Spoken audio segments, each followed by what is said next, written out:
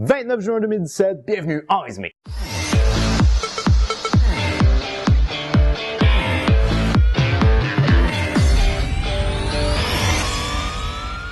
Bonjour à vous communauté, mon nom est Yves Lantier et bienvenue en résumé l'actualité avec une pointe d'humour et d'humanisme. Alors communauté, j'espère que vous avez passé une excellente semaine. Ce que je dois dire d'entrée de jeu cette semaine communauté, parce que je suis un Québécois, je pense que le sujet qui a le plus retenu mon attention au niveau de l'actualité, c'est probablement le défilé de la Saint-Jean-Baptiste. Alors qu'est-ce que le défilé de la Saint-Jean-Baptiste? En gros, c'est le défilé de la fête nationale tout simplement. Et cette année, les organisateurs du défilé de la Saint-Jean-Baptiste avaient pris une décision qui est une bonne décision selon moi, c'est-à-dire d'être éco-responsable. En gros, il avait décidé de ne pas utiliser des chars allégoriques qui utilisaient l'énergie fossile, mais utiliser des chars allégoriques qui allaient être poussés par des individus. Et ça l'a donné ceci.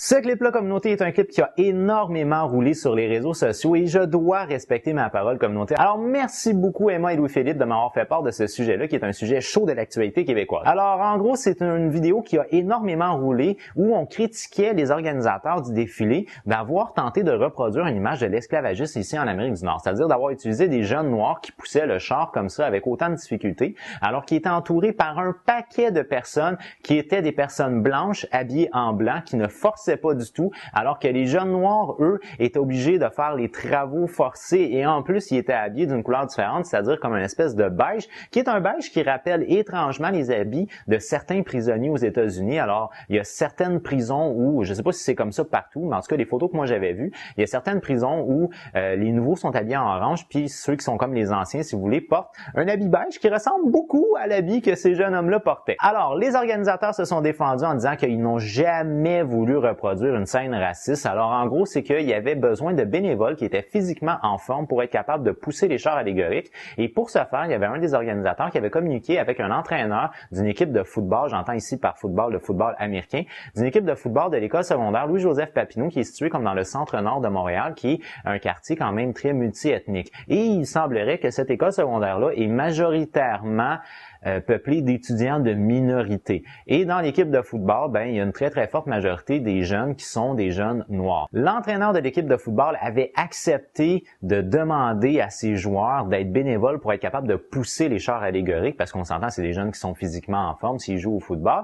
Et bon, on suspecte que fort probablement, si l'entraîneur avait accepté, c'est parce que l'organisme qui organisait le défilé avait fait un don à cette école secondaire-là dans le but de faire la promotion de la persévérance scolaire. Alors peut-être est-ce que l'entraîneur se sentait un peu cheap par rapport au défilé, par rapport à l'organisation. C'est peut-être la raison pour laquelle il a accepté, mais au final, il en reste pas moins que c'était des bénévoles. Et il semblerait, selon ce que rapportent encore une fois les organisateurs, la raison pour laquelle ces jeunes hommes-là noirs étaient habillés en beige, c'était dans le but de rappeler les couleurs d'une page d'un vieux livre qui était, semble-t-il, ce qui ouvrait le défilé. En plus de ça, il semblerait que concernant ce char-là en particulier, ils ont eu des problèmes au niveau d'une roue. C'est la raison pour laquelle les jeunes ont forcé vraiment beaucoup plus que d'autres qui étaient en train de pousser d'autres chars allégoriques. Ça a été un méga scandale à un point tel qu'on a même identifié les artistes qui ont participé à ce défilé-là ou qui ont fait l'animation de ce défilé-là comme faisant part de ce mouvement raciste-là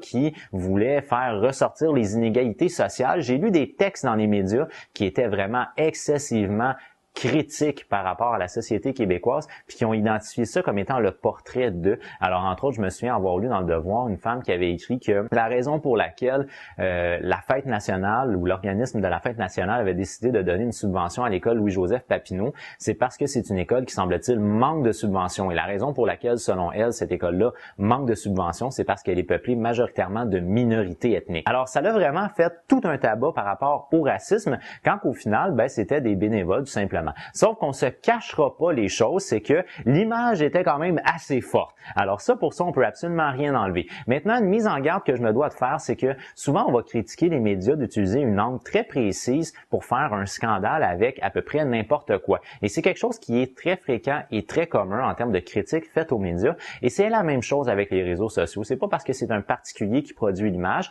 que ce particulier-là est mieux que les médias. C'est-à-dire que lorsqu'on voit apparaître des clips sur les réseaux sociaux, ils sont sont généralement très centralisés alentour d'un événement très précis. Alors oui, les jeunes qui étaient sur ce char allégorique-là poussaient avec beaucoup de difficulté, mais il y en a d'autres qui étaient sur d'autres chars allégoriques qui n'étaient pas tous noirs, qui n'étaient pas tous habillés en beige, puis qui poussaient avec beaucoup plus de facilité que les autres chars allégoriques. Alors là, encore une fois, on a fait tout un scandale par rapport à un clip qui était vraiment un clip très spécifique, très orienté vers quelque chose de particulier, quand que dans l'ensemble, c'était une image qui était peut-être un peu moins révélatrice et beaucoup moins scandaleuse selon moi. Alors, le défilé a probablement été très terni au niveau de l'image juste à cause de ce clip-là qui a roulé beaucoup sur les réseaux sociaux. Puis je trouve ça dommage parce que la fête de le spectacle de la fête nationale, je devrais dire, avait décidé de souligner la diversité culturelle. Puis on a vu entre autres des personnes des Premières Nations, des personnes de d'autres cultures que québécoises et blanches. Alors je trouve ça un peu dommage que le défilé a retenu beaucoup plus l'attention que le spectacle qui, lui,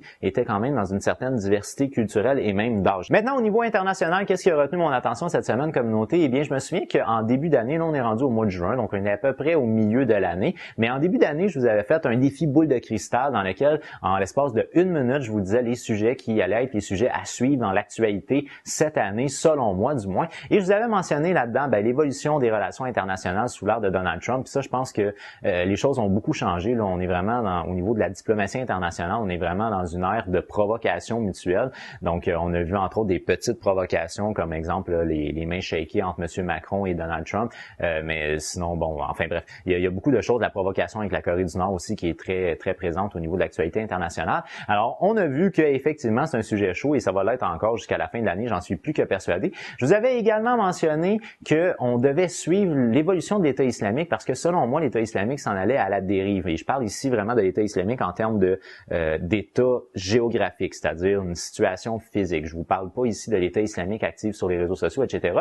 Et là, cette semaine, ce qu'on a appris, c'est que l'armée irakienne a réussi à reprendre la mosquée de Al-Nouri à Mossoul. Alors, c'est la mosquée dans laquelle Abu Bakr al-Baghdadi, en 2014, avait fait son immense speech là, qui en finissait plus en disant qu'il établissait l'État islamique et qu'il était le nouveau califat.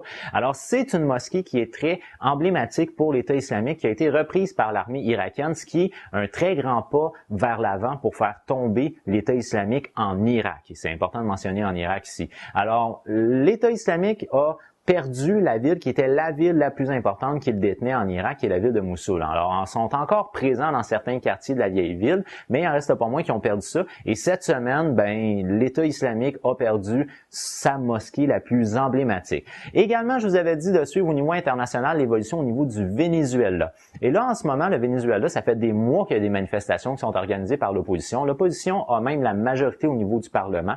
Alors, le président Maduro il est un peu isolé, je dirais, politiquement. Et il y a beaucoup de pression qui vient d'en bas, de personnes qui veulent le voir démissionner. Et lui, il s'accroche vraiment fermement au pouvoir. Et là, ce qu'on a vu apparaître, c'est hier ou avant-hier, c'est une hélicoptère de la police, je crois, du Venezuela, qui a ouvert le feu sur le building de la Cour suprême du Venezuela. Alors, ils ont tiré à peu près une dizaine ou une quinzaine de balles, puis ils ont lancé quelques grenades sur l'édifice. Ça n'a fait absolument aucun blessé ou aucun mort. Le président Maduro a déclaré que c'était une tentative de coup d'État.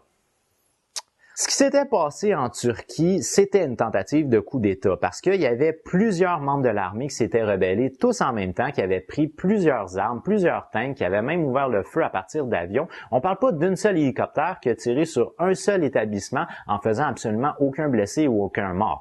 Là, les personnes qui étaient présentes, ou du moins les personnes qui ont revendiqué cet attentat-là, il y en avait un, entre autres, qui était démasqué. Il semblerait que c'est quelqu'un de connu au Venezuela, entre autres, qui a déjà été acteur dans un film. Cette personne-là dit représenter une espèce de coalition, si vous voulez, des forces de l'ordre, mais également des membres de l'armée qui souhaitent la démission du président Maduro et l'établissement d'une élection démocratique. Franchement, si c'est une tentative de coup d'État, je trouve que c'était pas trop méchant comme tentative de coup d'État. On n'a plus vraiment les tentatives de coup d'État qu'on avait à l'époque, mettons. Alors, c'est un sujet, selon moi, qui est à suivre parce que la situation au Venezuela ne va pas mieux depuis le début de l'année. Ça fait que empirer, c'est difficile au niveau économique, c'est difficile au niveau social, c'est des manifestations à tous les jours. Il semblerait qu'on est rendu à peu près à 77 morts dans les manifestations, tellement que les manifestations, des fois, débordent et deviennent violentes. Alors, le Venezuela est vraiment en très grosse crise en ce moment et j'espère qu'on va finir par stabiliser la chose parce que si ça tombe dans le chaos, ça va être une guerre civile qui peut ne pas en finir comme ça avait été le cas avec la Syrie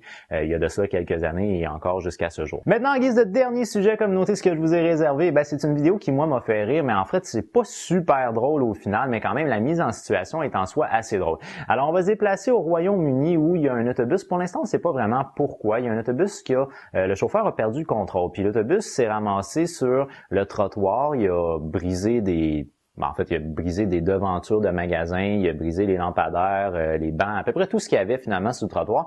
Il les a ramassés, mais il s'adonne que sur le trottoir, il y avait aussi un homme qui semble être un homme d'un certain âge qui a un style un peu motard. Alors, l'homme a été frappé quand même violemment par l'autobus, puis il a été chanceux dans sa malchance dans la mesure où il a revolé comme sur le côté de l'autobus, ce qui fait que l'autobus n'a pas roulé par-dessus lui. Et là où ça devient vraiment très drôle, c'est sur le fait que l'homme prend même pas 10 secondes pour reprendre sa conscience, il se relève et tout bonnement, il rentre dans le pub juste à côté puis il va se commander une bière. Alors lorsqu'on voit le footage ou lorsqu'on voit l'extrait vidéo, ce qu'on voit c'est qu'il y a des gens qui viennent pour voir si le monsieur est correct. Et entre autres, dans la caméra de sécurité, ce qu'on voit c'est qu'il y a une personne qui prend un téléphone cellulaire pour appeler probablement les secours. Et ce que ces gens-là, les témoins racontent, c'est que l'homme qui s'est fait frapper par l'autobus était déjà à l'intérieur en train de boire sa bière. Mais c'est quand même assez ironique de voir que ton premier réflexe après avoir été happé par un autobus, c'est d'aller t'acheter une bière. Sur cette communauté, pour moi, c'est déjà tout. Alors, je vous remercie beaucoup d'avoir regardé ma vidéo jusqu'à la fin. Si vous l'avez aimé, n'oubliez pas de donner un petit j'aime. Si vous l'avez vraiment aimé, bien entendu, vous pouvez la partager. 500 abonnés d'ici la fin de l'année. On peut y arriver, communauté. J'ai confiance en nous. Alors, communauté, moi, je vous donne rendez-vous jeudi prochain. Et comme toujours, je vous dis, j'ai déjà hâte de vous voir. As always, with love. Bye bye. Are you listening? Damn.